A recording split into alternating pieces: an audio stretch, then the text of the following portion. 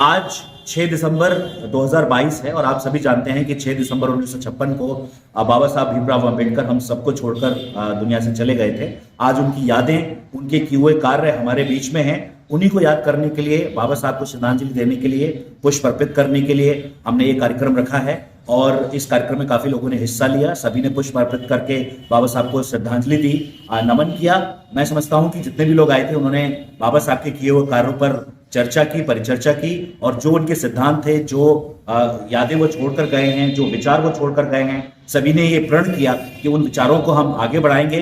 बाबा साहब का भारत के संविधान बनाने में बहुत महत्वपूर्ण योगदान रहा है। उस योगदान के ऊपर भी चर्चा की गई थी और जो समता मूलक समाज बाबा साहब बनाना चाहते थे, उस समता मूलक समाज की जरूरत आज बहुत ज्यादा है।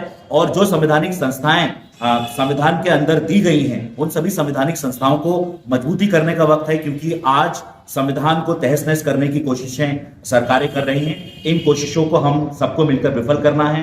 बाबा साहब की जो सोच है उसको हमें आगे बढ़ाना है, क्योंकि बाबा साहब की सोच सबको साथ लेके चलने की थी, समतामूलक समाज बनाने की थी।